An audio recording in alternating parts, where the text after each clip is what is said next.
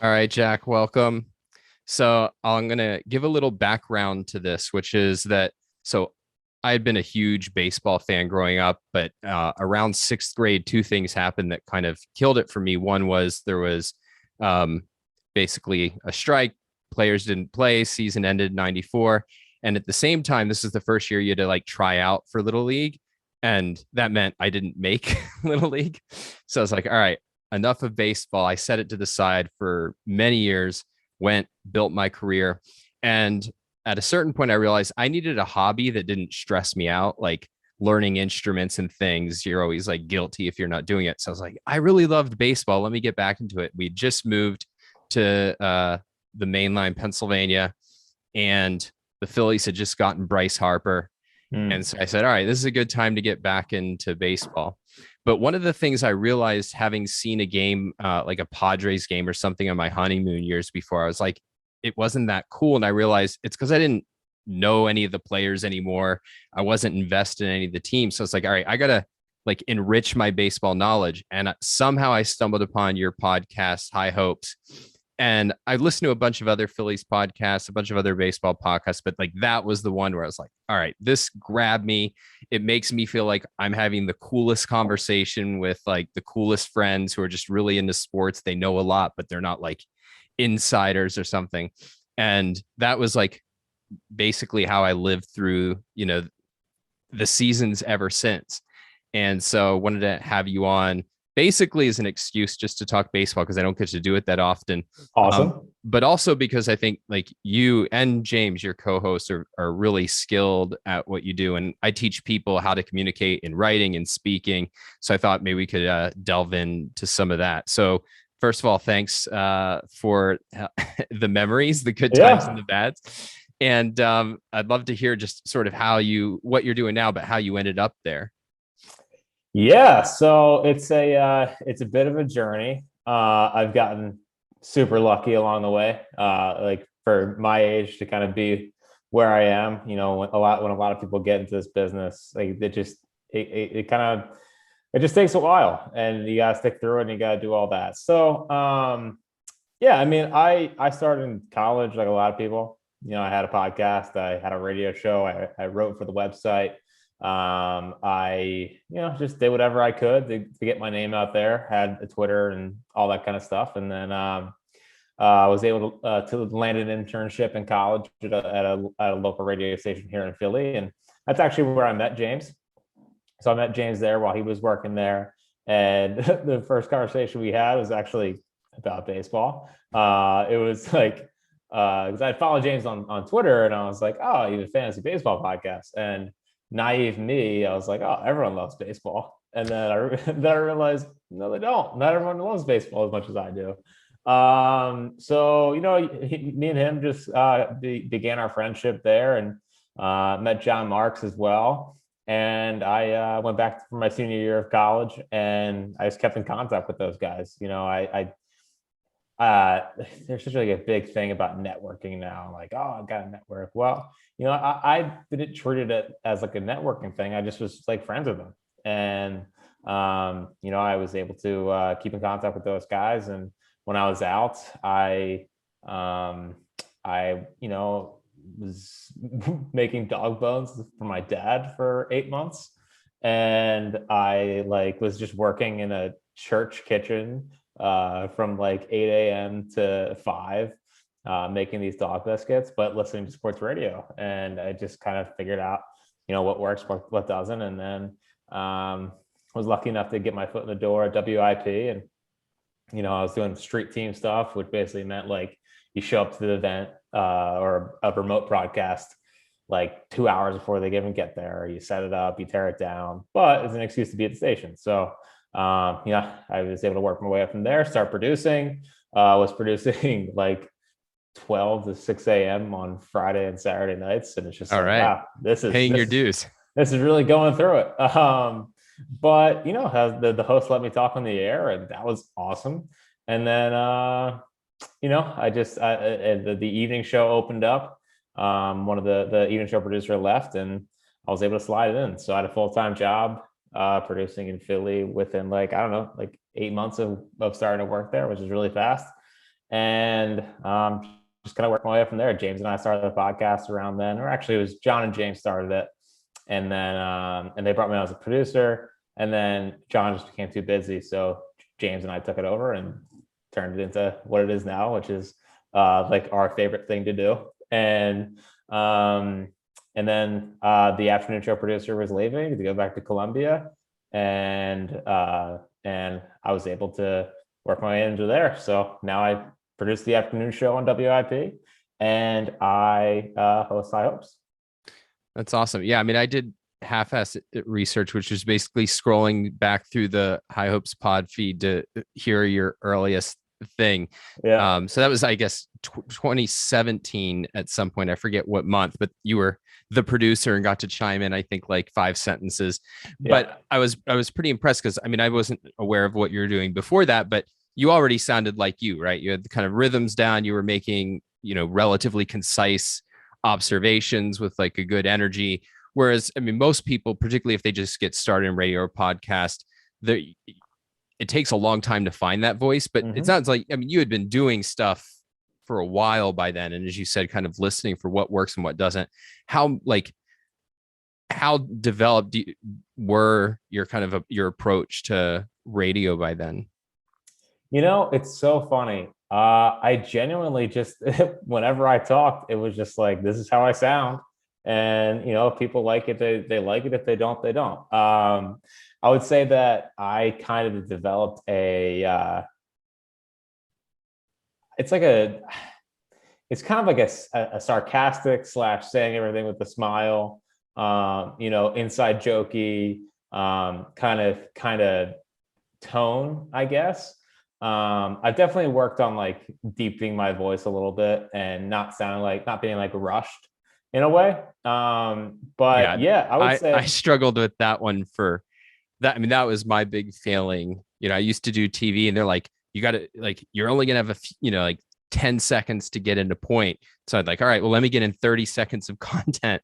And it was a complete disaster. And so kind of like having that high energy, but relaxed feel to it was or let's put it, is a work in progress. Yeah, no. And with radio, especially like late night or, I at that point I hosted a podcast where it's just like me talking to myself. So I got kind of used to it, talking to myself and trying to figure out how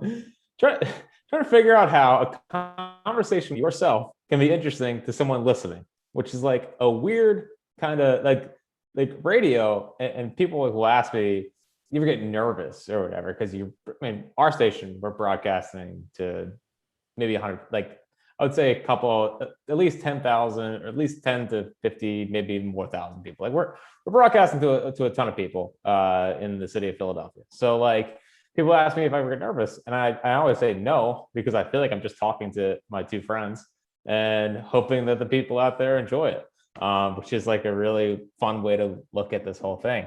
But I would say like, I think just the more I talked, I would like sometimes listen back and say, I don't like that. I don't like that. And then just kind of found it, just kind of found my voice. I'm still developing my voice. Like I'm definitely not a finished product here. But yeah, it at first was natural, but I needed to slow down and I needed to, not sound so high pitched. So I would say like I've worked mostly on that. One of the other things that you do that I find like as a listener, it's really enjoyable, but it also kind of like creates a little subculture within the Phillies world is there's these little slogans or bits that are very, very Jack associated, like feels like a loss. So for those who don't know, 90 times out of 100 during a Phillies game, Jack at some point, particularly if they're winning, will tweet feels like a loss. And it's I mean, you can explain it, but it's basically some reverse psychology, but it's just kind of a fun way that I think also taps into Philadelphia's deep sense that our team is destined to blow even sure things all of the time. Yep. But I want to talk about that kind of thing from a baseball angle in a little bit, but just from a broadcasting angle, how do you think there another bit that you did was kind of this long-standing thing where we went on this cool streak last year of winning and you were like running the entire time as, paying penance and taking credit for it. So how do you think about kind of the role of those things in making kind of the broadcast more fun and kind of creating this world of like, all right, these are the High Hopes listeners. These are, the Jack Fritz fans who can kind of like share in these cute little inside jokes. So, to me, like it has, people are going to, all right, if we're laughing, then we hope that our listeners are laughing. And usually that's how it goes. So, I'm more of like a fun loving kind of guy. Like I'm pretty easygoing and kind of sarcastic. And I just think that, I find most baseball coverage to be absolutely brutal. Like I can't stand it. Like it's just, everything's, it's the guy's war, or it's like, it's just so, it hasn't been fun to talk about. And, I would go back and I'd watch like Mike and the Mad Dog tapes, and they're this big radio show on WFAN, and they just straight up nerded out about baseball and like spoke about it passionately on the radio every single day in New York, in the biggest baseball market in the city. And like, I just feel like there hasn't been that kind of baseball coverage since, whether people have lost interest, whether everything has to be about analytics and all this stuff. And I always wanted High Hopes to just be like two guys that love baseball, that love talking about baseball. Like we'll do the nerdy analytics stuff because that stuff's important. But we want to have fun talking about it. And when you're talking about those kind of bits, like it's important to create a community. And that's what it's all about, creating a community with your listeners and developing something more than just, hey, let's listen to this podcast. Like, no, like we want to know what Jack and James are talking about. We want to know, what's the next crazy thing they're going to try to pull off, and then hopefully Phil's go on a run and all that stuff. And I do think it's important for shows to have an identity so that listeners know what to expect. Like I think the ethos of our show is like, James is the calm down guy and the level headed and all that skeptical stuff. Yeah, and because he's been burned a lot in his old age. And I'm exactly James's age within months. I know. I'll take that as a compliment. Very sorry. You're all so old. But and then there's me, who, I'm gonna talk myself into the team. I believe in the team. They'll figure it out. So I think that listeners know like that kind of thing, and they kind of know where I'm gonna be. And then, if I like diverge from that, then people think it's like, wow, what's going on? He must be like serious, like when I melted down about Scott Kingery at the opening, after opening day last year, it was like, it's kind of one of those things. So, well, just as an aside, your first High Hopes appearance was an endorsement about Scott Kingery being key to the Phillies' future for years to come. So that sometimes predictions don't pan out. And I am living proof of that. Pavetta, just like, there's just, the list goes on and on. But it's important to have opinion and stick to them and all that stuff. So yeah, I don't know. It's just the running thing. I genuinely have no idea. Like, it's like, I think this is funny. They won 2 straight. I've run my 2 longest things, and let's see. And then they kept winning, and I was like, oh boy, here we go. Well, the best part of it is it's such a baseball thing, right? Because superstition is so much part of the game. Like, all right, I did that and it worked. I better keep doing it. I mean, growing up, playing baseball, I'm all superstitioned up. Like, I've talked about it a ton on the pod, but like, I had a special seat for the 08 World Series, and I don't think they win that World Series if I wasn't in that seat. So it's just kind of been my whole life. So, well, you raised something that I think is an interesting question. So I'll give my answer, but I want to hear your answer first, which is, why do you think people listen to your stuff? Mm-hmm. I think that, I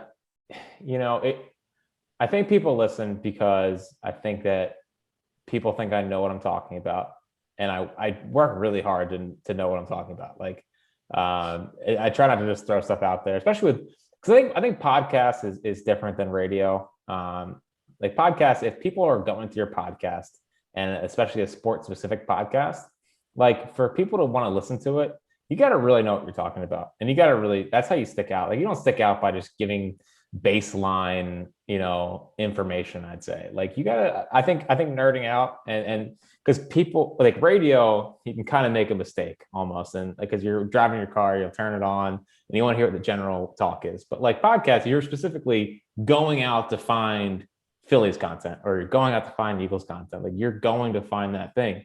So, I think with us, I think we give smart opinions, but I also think that we are, easy people to listen to. Like we're not trying to fool anyone. We just like to have fun and mess around, talk about baseball and all that stuff. So, I think people listen because it's an easy listen, and they listen because, if we can make someone laugh and we can make someone think, I think that's a good podcast. So that's what I at least try to do everyone. Yeah, I mean, I definitely agree with that. I'm going to ask you about the kind of the research side of things, because that certainly jumps out. I mean, I gave the essence of my answer before, which is like, it's like sitting with like friends who really know what they're talking about, but it's like a fun conversation you'd have with them. And but in particular, if I was going to drill down a bit more, like I find myself waking up the next day, and if the game went really well the night before, or I mean, you guys don't do it every day, but like if the week has gone really well, then I just want to relive that with people who are going to like help amp up my excitement, help get me excited for the future, explain maybe some stuff I didn't notice about why things went well and what we need to look forward to. And then if things don't go bad, I'll be honest, sometimes I won't listen to you guys if things went bad, because I don't want to think about it anymore. But often it'll be because it's like, all right, I just need somebody to share the pain with me. So it's just this like this realm of, it's very much like a personal relationship as a listener that, we're kind of getting vicariously through the interaction between you and James. But the research is really important, or just the knowledge that you guys have. Like, you guys clearly pay a lot of attention to baseball, have like a lot of context to evaluate different things that are going on. And, some people like their kind of competitive advantages, they're a journalist who's like hanging out in hushed hallways and like they, have the latest gossip 2 seconds before everybody else or something like that. And but I think your guys is more like the ability to put things in context in a way. And I find that really helpful, because as somebody who like was never like a master of the game, I never like really got beyond just being a little kid watching it going, oh, those guys hit a home run or something like that. To be able to like see, all right, what was, the important turning point of the game, or that, player that I was really impressed with because he had like 2 good innings. Oh, by the way, didn't you realize that like for the last 5 years, like he does this and then falls apart, midway through the season. So it's that kind of how much like new research or kind of like planning are you doing before you sit down to a broadcast versus how much is just, this is the result of like lifelong interest in the game? What's funny is, I don't like do a crazy amount of research for the podcast. Like I'll say I have pretty good memory retention, so like I'm on Twitter all the time, which is fine, I guess. It's part of the job, so it's fine. But I'm on Twitter all the time. I obviously, when it comes to watching games, like I think baseball almost more than any other sport, like if you're not watching the games and you're expecting to sell your audience on like, what you're talking about, like they can tell. I mean, baseball is one of those sports that you can just tell if someone's like watching or not watching because of like the little intricacies that happen, or who's playing well, who's heating up, all that kind of stuff. So, I think it comes down to watching games. And then I do write out, like if I see something, or I read something, or I have a thought that I want to flesh out, like I'll put it in a notes app on my phone, and just so I can make sure that I can bring this up again down the road. So I would say like the research isn't really like mind-boggling. I think with James does a nice job of knowing where knowing my strengths or whatever, and kind of just like laying out the topics what main things to hit on, and like we just know what to hit on. Like we know this is the main storyline.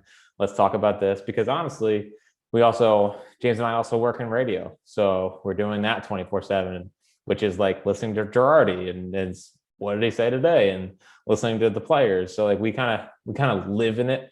Like we live our radio shows all the time, and then High Hopes is like an extension of that, to where it's like, it's like our little side project that we like, it's that we love doing. So it's like our whole life is baseball and sports and talking about it. And then High Hopes is just like the extension slash like nerdiness of all of that kind of culminating. So yeah, it's honestly, it's just never really being off and always being on. And that's like kind of the research of it all. So this is kind of a random question, but so as an author, I thought I have like the coolest job. And so like, I would like meet new people and they'd be like, what do you do? It's like, oh, I write books. And like, I expect them to think that that's really cool. Cause to me, that was like the coolest thing ever. What's your experience of going out into the world when people ask what you do and you're like, oh, I'm in sports broadcasting, or however you describe it? What does that look like? Well, it's certainly not the worst conversation starter. Like I don't have one of those boring 9 to 5 jobs. So it honestly, like this whole thing's still so weird to me, where people like know who I am, and like the funniest is when people know the bits. Like when people know the bits, it is the funniest thing ever. Like we had a High Hopes thing. We had 2 High Hopes things this summer. One at the brewery and then one at the ballpark. And like people were just like saying what I say back to me, and I was like, what is this? It's hilarious and it's awesome. Like who let the Phils get hot, or feels like a loss, or anything else that we've done.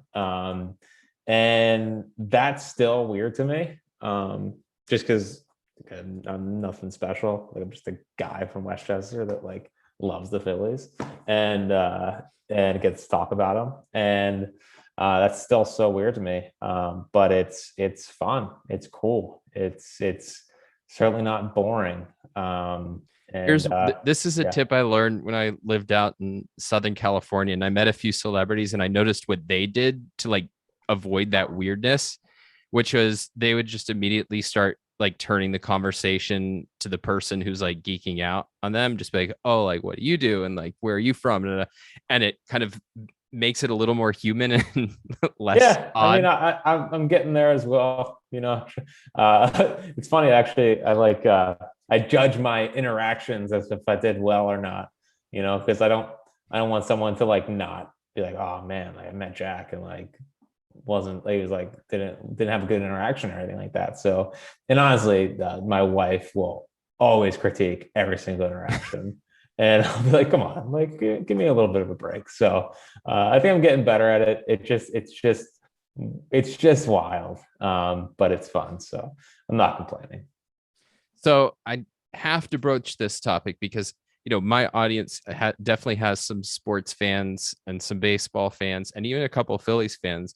But I think a lot of them fall into the kind of, conventional view of either just disinterest, but certainly, I mean, you could take like the most common charge, this one from my wife, that baseball's boring. So my view is that I get that in theory, but I can't relate to it in practice. But I think this is my theory of why people think that, because I made the point that like I found the game kind of just okay when I wasn't invested in it. And I think about it sort of like reading a book where if I get invested and start caring about the characters, then everything that happens to them, I'm on the edge of my seat. Because what I find is I'm sitting to watch like a game in May, that doesn't really matter in the scheme of things. And every pitch, there's a knot in my stomach and I'm like waiting for either, elation or disaster.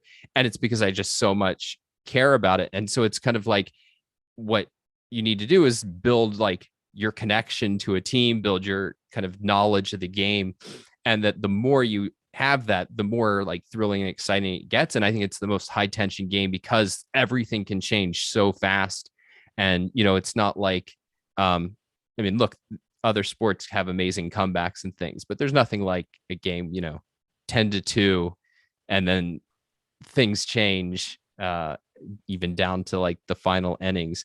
So what's your take on what you find exciting about baseball and what you connect to into it, and maybe any thoughts you have on why not only do some people not like it, which that's always going to happen, but I mean, unfortunately, we're seeing kind of like, it's not like when I was a kid where everybody loved baseball. And if they didn't, it was at least the way basketball is now. It was like a cultural touchstone that everybody would be talking about. Yeah. What's interesting is that I never, like, for me, baseball has always been, it feels like number three in the country, and I talk to so many older people just through callers or hosts of the station that are like, wow, I used to love baseball, and baseball is the greatest thing ever growing up. And it's like we treat, Mickey Mantle like how people look at Brady today and stuff like that. How like they were the guys that were larger than life. It wasn't football, it wasn't basketball, it's baseball players. And I just never experienced that because I always felt like it was number three growing up and whatnot. But for me, I love pitching. Like I think pitching is the coolest thing ever. Seeing how guys can kind of command the strike zone and how to make balls move. And honestly, like the way I watch games is like I will go through the sequence with the pitcher and like he's calling this here. Like I think he's setting this up to go to this pitch and stuff like that. So like that's when I'm paying attention, that's what I'm doing. Like when I'm having a few beers and just hanging out and like I'm not die hard, like it's obviously a little different. But like when I actually want to pay attention, I'll try to sequence along with them. But I just think it's the greatest. Like at any moment, a guy can just hit a home run, or a guy can hit a triple, or you can get a big strikeout. And for all the people that say baseball is boring, like postseason baseball is like the single most intense thing in the world. I love seeing my two favorite things in sports is obviously a home run at home that can, I've watched the Schwarber home run like 10,000 times off of Eric Whitty in Fenway this year, just getting ready for Kyle to be a Philly, hopefully. But like that's unbelievable. Like that is, and you think about the victory in a Grand Slam. Like you'll never forget those moments. You just never will forget those moments. And then the other thing I love is a pitcher going on the road and shutting up 45,000 fans. Like that is the coolest thing in the world to me. So, the thing about baseball is you're never going to like, there's something that happens every game that you just haven't seen before. Like there's so many things that can happen. You never know day in, day out, is this guy going to throw a no-hitter? Are we going to see Brad Miller hit 3 home runs in a game? Like it just puts a smile on my face. I love, and honestly, I know this is like a rambling answer, but just knowing that every night at like 7:05, I can turn on the game and they're going to be. I think that's cool. I think the season long grind and like going along the season with the players, you develop that connection. Like I feel like you feel closer to your baseball team than any other team in your city. For people to talk about, oh, it's lost its national appeal. I think the baseball teams in the sports cities that matter are the team that the fans in that city care the most about. Philly's different because Philly's the Eagles. Will always be, always. But like New York, Chicago, Boston, like those cities love those baseball teams. And maybe if we weren't the losingest franchise in the history of sports, we could have the same connection. But nevertheless, here we are. So that's my long-winded answer on why I love baseball. Yeah, I mean, I definitely agree with all of that. Was the point I was going to make? Oh, just that kind of regularity of it. So like the last 2 years, or I guess, yeah, the last 2 years have been the first where like I work for myself and don't have to answer to anybody. And the greatest feeling is it's like midday Thursday and, oh, baseball game's on. I'm just going to go down to my living room and like watch it when I'm, quote, supposed to be working. Mhm. And it's just this kind of like ongoing thread in life instead of like the thing I set aside my Sundays for, which has its appeal too, right? Like it's basically like, okay, I'm going to go see my favorite band in concert every week, like if you're watching football. But just have this ongoing story that's unraveling. And I compare everything to novels. And so like to me, a great thriller is going to keep me up at night and on the edge of my seat. But at the end of the day, I still kind of know that, if it's a Jack Reacher novel, Jack Reacher's going to survive at the end and like kill the bad guy. The cool drama of baseball and the heartbreaking drama is that you have that same feeling, except you literally and legitimately have no idea how it's going to play out. And so just the highs and lows are just much more intense. Yeah, and especially with this team, it's just like, how are they going to let me down tonight? It's just it. I've said it on a podcast a couple times, but like I miss the feeling of being let down by the Phillies. Like I really do. Just like it's like one of those things I just can't describe. I thought I was feeling it a couple weeks ago with an Eagles game, but like it felt like every night, like, oh well, how are they going to blow it tonight? And then when they come back, and I always think of like that series against the Nationals where they keep coming back, and it's like let's go, this is awesome. So it just seeing a pitcher begin to crumble and being able to take advantage of that, I don't know, there's something special about late innings, and it always makes you feel terrible when they lose. And even when they lose, like I feel like baseball is the one sport where like they could lose by 10 and lose by 1 and you feel just as bad with each one. Like there's never a loss. It's like it's okay for me, at least. Like for me, it's like, oh, they're all just equally as brutal. So there are better and worse ones. There was a Braves one this year where it just kept going. I forget which one, but like it kind of mid-season, I think, where they just went back and forth, and it looked like they were going to pull it out, and then lost it at the probably very end. It was probably the Hector game that JT called a 0-2 fastball to Pablo Sandoval, who can only hit fastballs, and he hit it like 450 feet. It was probably that game. Not that I've forgotten it or anything, but it was one of those brutal Phil's losses. Yeah, and so I do find myself questioning at times, given the kind of intensity of the downsides. So, I mean, if you've ever played the game Risk, I almost lost a relationship back in the day because of Risk, because it's what I realized, it's a game where like it's long drawn out death. And you can definitely have this experience of like, I mean, what was it? 2 seasons ago, it's not a real season, but still there was this period where it looked like the Phillies were going to be able to sneak in to the fake playoffs because, like they were letting all of these teams in.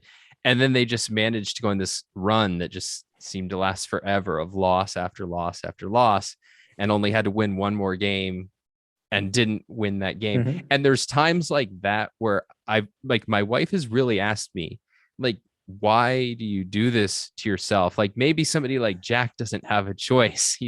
That's his life. But you deliberately cultivated this as a hobby. And I do consider it an open question of, is this really adding value? But at the end of the day, when things go well, even if it's not a full season, like, Bryce Harper wins the MVP, or you just pull out that one game that looked like a clear loss, like those moments are just amazing. And then like being part of this universe, right? Like meeting other fans and being able to have just really cool conversations about it.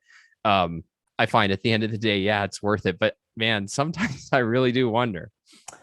Yeah, I mean, it's been, I think, 4 straight, just absolutely brutal Septembers. I think about 2018. Yeah, 2018. There were like 7 games up heading into September. And I went on my honeymoon with Jill down to Costa Rica.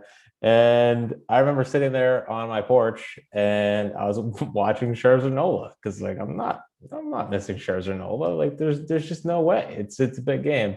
But they blew that year. They went out to Colorado, and I'll never forget Vince Velasquez just getting torched. And it was like, oh, this is dreadful. And then 2019, same thing. Gabe got fired, all that. Like Septembers have truly been, September 2019 was when. It was 2019 when they went to Washington for the 5-game series and they lost every single game. or no, that was 2020 because yes, that happened, and then they went to Tampa and blew the end of that series, and then this last year happened, which, but I don't know because I feel like it's all worth it because they're eventually going to win again. And I just keep hope that they're eventually going to do it. And when they do, like it's going to be the happiest. Hopefully Joel's not listening. It'll be like the happiest I'll ever be, be in my life is this team winning the World Series again. Like I think the highs make it all worth it. And for me, like having the high hopes community and having our people and like sort of being the leader of that, is it's just it's wonderful, and it's my people and it's our people, and like it's this really tight community that it's hopefully getting bigger. I think it is getting bigger, and if they were good, it'd probably be even better. But they'll get there eventually. And I just think that when they're winning, and I felt it during the run, like when I was doing the running, and people were just really invested in what I was doing. And I thought it was really cool. And it just got me thinking, what's it going to be like when they actually put this thing together and they're not this like dreadful team that's like barely over 500 and living in purgatory. So, it's my favorite thing to talk about. And I like talking about them, and I like living with them and dying with them, and it's the greatest. And when they win, it'll be a party. How much do you think? So I've found my favorite. I don't go out a ton. Like I would rather sit home, write, talk to friends at a restaurant or something. But if I'm going to go out, there's nothing like being at a baseball field. Like I went to see the Tigers because I'm outside of Detroit now, and I'm not even really care about them, and I don't even really know the American League that well. So it's not even like I had a lot of context for evaluating it, but it's still just like you're walking into the most beautiful pieces of architecture, in my opinion, on the planet, which are baseball fields. Mm-hmm. And like it just has this amazing kind of like vibe to it. My personal opinion is I don't know that like I would love it as much if I didn't have the experience of going to games live. What's your feeling on that?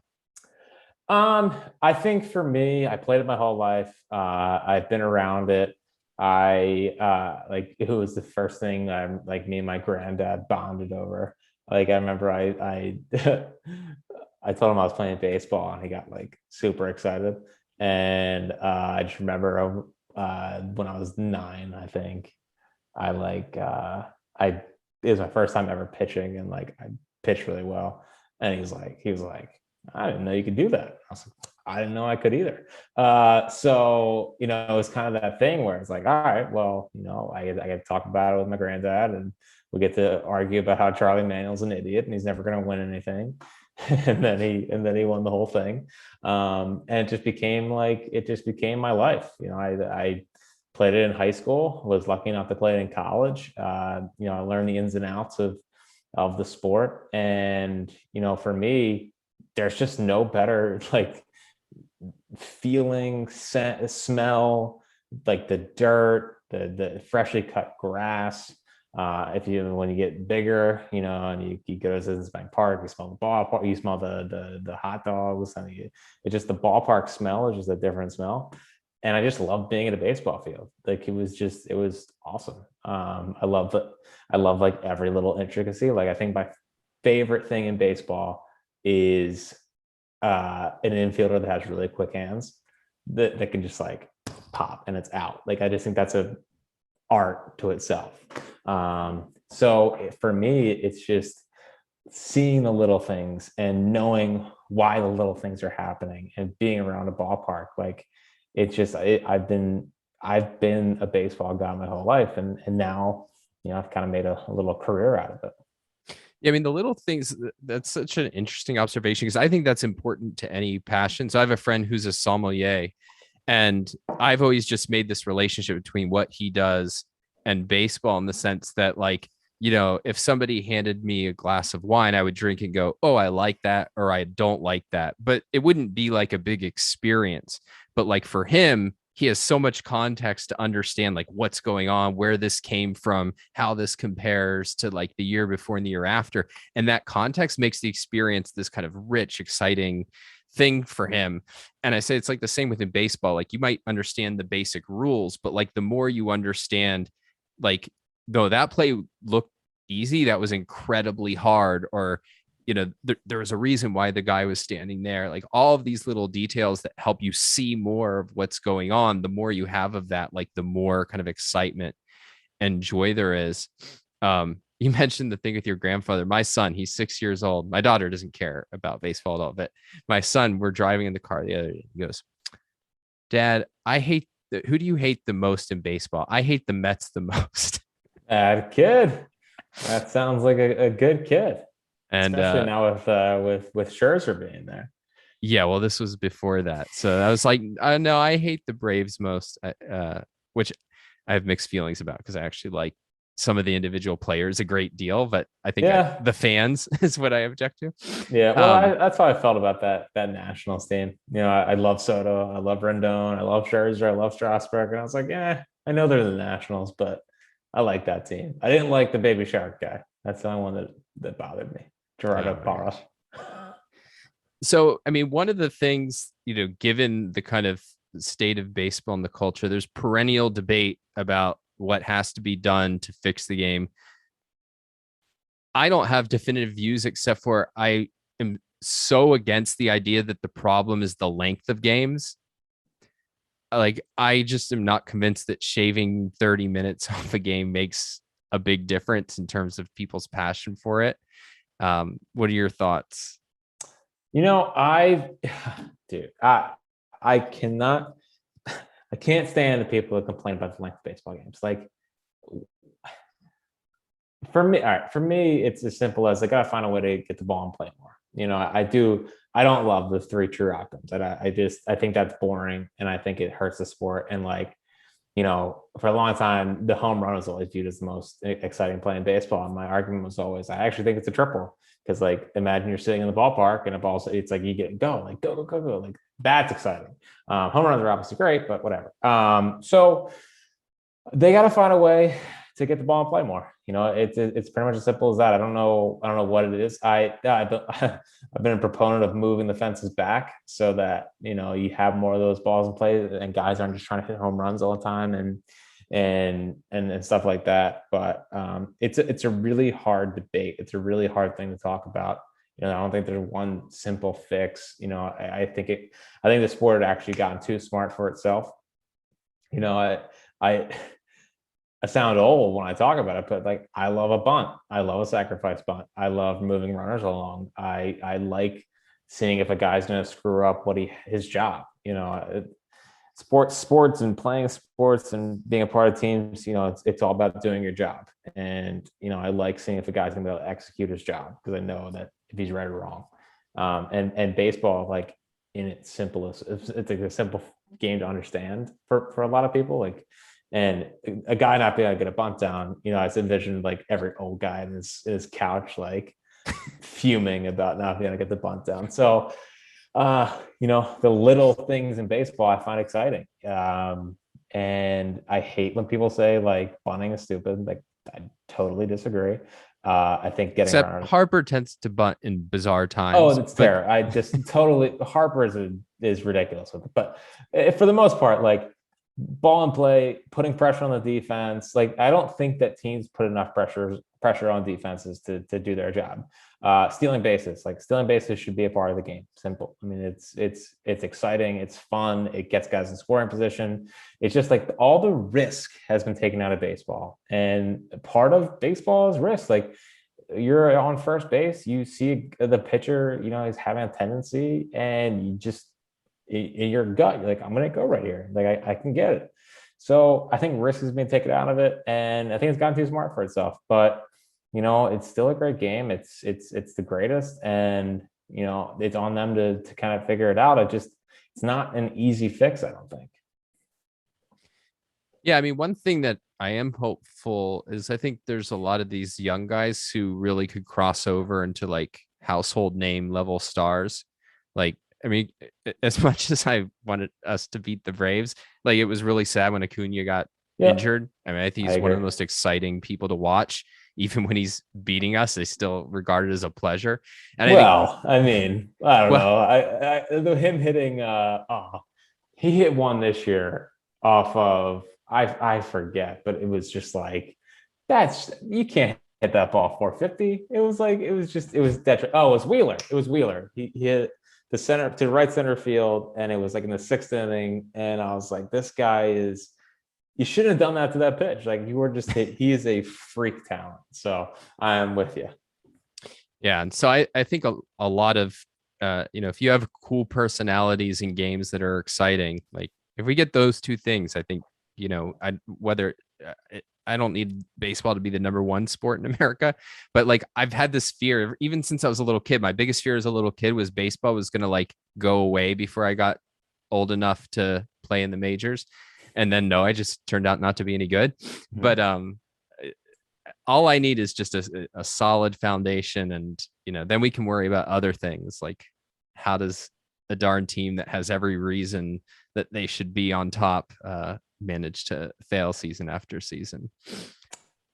Yeah, I agree. I think that, and especially for Phillies fans, like I grew up, and it was like I will always have a really special connection to Chase, Jimmy, Ryan, Cole, Roy, Cliff, like because those are my guys, and I went through 162 with them. So it's still the sport I think you connect with the guys the most. Like I feel like I still know the most about those guys more than any other stars in the city. So I think it still has that connection when the team's good. Now when the team's bad, no one cares. I mean, no one's going to remember Tyler Cadell. No one's going to remember, Cam Rupp or Cody Ashe or players like that. They're just not going to remember those guys. But when the team's good, I still think there's that connection, and they just have to be good. And I think we have the right guy in right field that can kind of lead that movement. Yeah. So I mean, as we wrap up, it's I really became a fan in '93, which is the Phillies went to the World Series. Um, Almost MVP Lenny Dykstra, and I had this opportunity to meet him as a kid when he was going to come sign stuff at King of Prussia Mall. My grandfather drove me out there, but he took too long to leave the house. So by the time we got there, the line was too long. I didn't get to do it. And fast forward until a couple years ago, he was like signing at some out of the way mall in the middle of Pennsylvania. And I take my kids up there, got my autograph and picture with him, and Tommy Lasorda asked my, I think 3-year-old son at the time, "Do you want to get in my truck?" And he said, "Oh, good job saying no." It was very weird and awkward, but I was like, Landon, if Tommy Lasorda says get in my truck, you say yes and go. But in any case, my kids were like, "Who is that, Daddy?" I Yeah. said about Dykstra. I said that there is the worst human being ever, but a really good baseball player. So like, I'm just curious if you want to share one kind of just one of your favorite baseball memories. Um, it is like in turn like a like playing career or like Anything that comes to mind. Because you uh always have to talk about what we the fans are interested in. What is one of those things that you're always connected to and you think of baseball? I'll never forget my first game at the Vets, and I think it was like '03, maybe no, yeah, '03 or '02 or whatever. And I just remember walking in like, what is this? Like this is way bigger than it seems like on TV. And on there, I still remember my little ticket and had the old Phillies, the had like the alternate blue on it, which I thought was really cool. And I'll never forget throwing on the fast pitch thing, and I think I hit like 39 miles an hour, and I was like, oh, I'm gonna be in the big leagues. But I'll never forget like just walking around there and going in the little fast pitch thing, and just being able to throw it, and getting my certificate of like how hard I threw. And Yeah, I guess I haven't really thought about that in a while. I haven't thought about my favorite baseball memory. But I'll never forget my first game with the vet and like just being there with my grandparents and like a random game versus the Marlins. But like being able to throw at the little fast pitch thing was the coolest thing ever. And that's when I became like obsessed with like how hard can I throw? I only hit 86, at my peak. But it was still like I felt like having a big arm was like the coolest thing ever. So I guess that's my favorite baseball memory is that. Yeah. Awesome, Jack. Keep it up. Love what you do. Thanks for sharing everything you're learning. And I hope that this time next year we'll still be basking in the glory of the first World Series in almost a decade and a half. Well, let's just get a playoff. Let's get a playoff appearance first before we get to I'll World take Series it. stuff. I'll take it. All right, man. Take care. Yep. Thanks so much.